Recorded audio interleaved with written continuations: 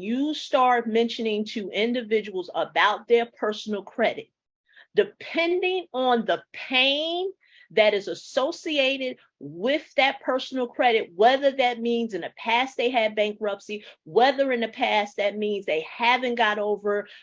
their low credit scores, whether that means they may have had high credit scores, they may have had good trade lines, but for some reason life happens, they lost it, and they may be at square one.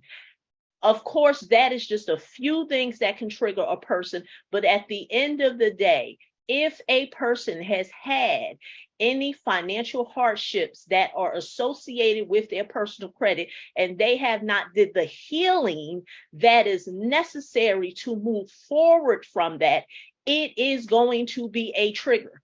And those who are selling you on business credit and business funding, they know that, which is why they want to appeal to you and have you to believe that all you need is an LLC. That makes people feel good, because if I tell you that all you need is an LLC, that's not a trigger. I said